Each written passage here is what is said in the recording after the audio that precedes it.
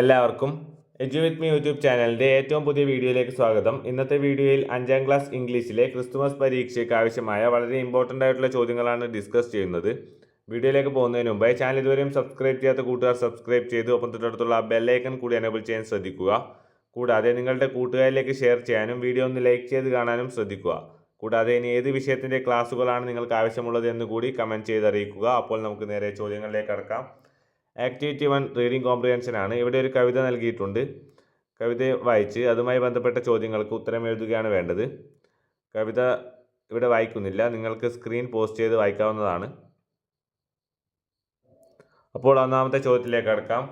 A question: how does the poet stand? Answer: the poet stands tall and proud. Second question: who does the poet trust? The poet trust himself. What does the poet feel with every step? With every step, the poet feels more bold and confident. Pick out 2 pairs of rhyming words from the poem. ഇവിടെ നിന്നും നമുക്ക് proud, അതോടൊപ്പം തന്നെ loud, വേ, may, bold, അൺബോൾഡ്, സോർ, more ഇങ്ങനെയുള്ള rhyming word കണ്ടെത്തി എഴുതാവുന്നതാണ്. Suggest A suitable title for the poem. ഈ വരികൾക്ക് പറ്റിയ ഒരു ടൈറ്റിൽ നൽകുകയാണ് വേണ്ടത്. ഇവിടെ കോൺഫിഡൻസിൻ്റെ അതോടൊപ്പം തന്നെ കവിയുടെ ഒരു ജീവിതത്തിലെ കാര്യങ്ങളാണ് പറയുന്നത്. അതുമായി ബന്ധപ്പെട്ട ഒരു ടൈറ്റിൽ നമുക്ക് നൽകാവുന്നതാണ്. ആക്ടിവിറ്റി 2 തോട്ട്സ് ആണ്. Arya dreams to flying through the air like Rosamma. What does it feel like to be up so high? What do you think she might see from up there? Write down the thoughts of Arya. ഇവിടെ ആര്യ റോസമ്മയെ പോലെ ആകാശത്ത് പറക്കുന്നതായി dream ചെയ്യുന്നു. അപ്പോൾ അവൾക്കുണ്ടാവുന്ന thoughts ആണ് എഴുതേണ്ടത്. Activity 3 conversation ആണ്. Michael was very sad. He was not ready to go with his brothers to play.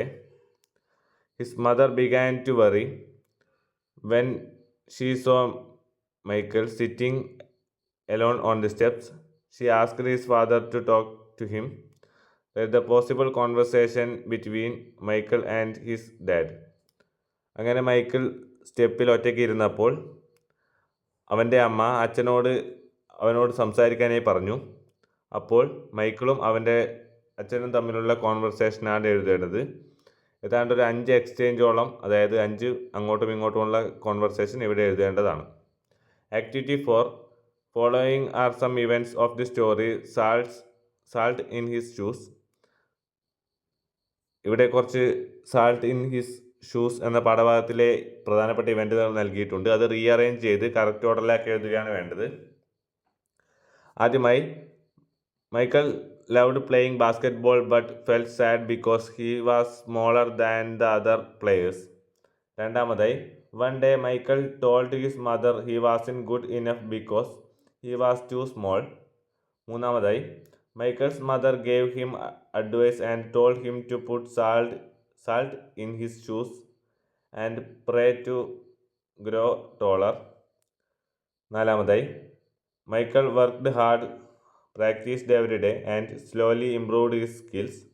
അഞ്ചാമതായി, Michael realised that hard work and practice were more important than just being toll.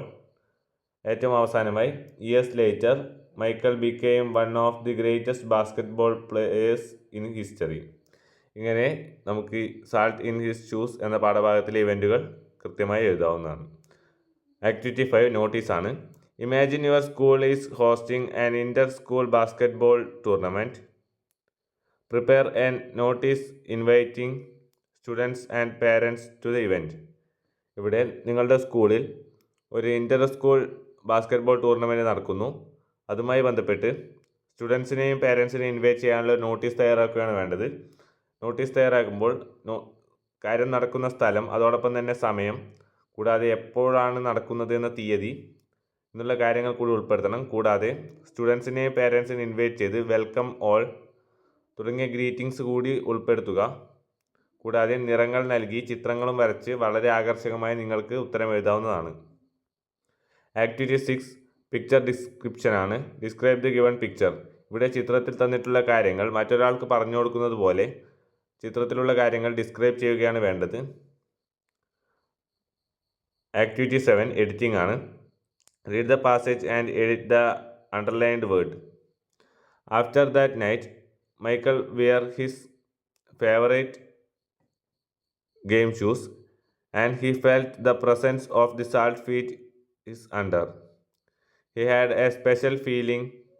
Wearing his shoes, he went everywhere, but he stopped going on the park with his brothers on Saturdays. ഇവിടെ കുറച്ച് വാക്കുകൾ underline ചെയ്ത് നൽകിയിട്ടുണ്ട്. അത് edit ചെയ്ത് ശരിയാക്കുകയാണ് വേണ്ടത്. ആദ്യമായി തന്നെ ഇവിടെ വിയർ എന്നാണ് അണ്ടർലൈൻ ചെയ്തിട്ടുള്ളത്. ഇത് പാസ്റ്റ് ടെൻസിലുള്ള ഉണ്ട്. വോർ എന്നാണ് എഴുതേണ്ടത്. അതായത് WOR എന്നാണ് കറക്റ്റായി എഴുതേണ്ടത്. രണ്ടാമതായി ഹി എന്നുള്ള വാക്കാണ് ഇവിടെ അണ്ടർലൈൻ ചെയ്തിട്ടുള്ളത്.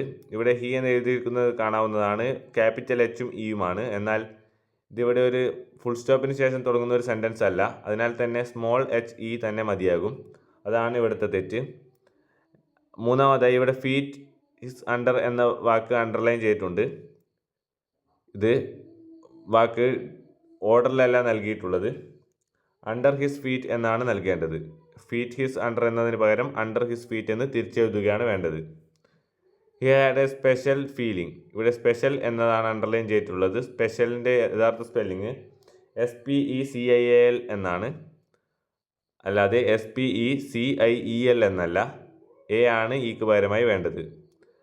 അടുത്തതായി going on the park with his brothers on Saturdays എന്നാണ്. ഗോയിങ് ഓൺ എന്നല്ല, going to the park with his brothers on Saturdays എന്നാണ് യഥാർത്ഥമായി എഴുതേണ്ടത്. വീഡിയോ ഇവിടെ അവസാനിക്കുന്നു. വീഡിയോ ഉപകാരപ്രദമായ ചാനൽ മറക്കാതെ സബ്സ്ക്രൈബ് ചെയ്ത് ബെല്ലൈക്കൺ കൂടി എനേബിൾ ചെയ്യൂ. Thank you for watching. By.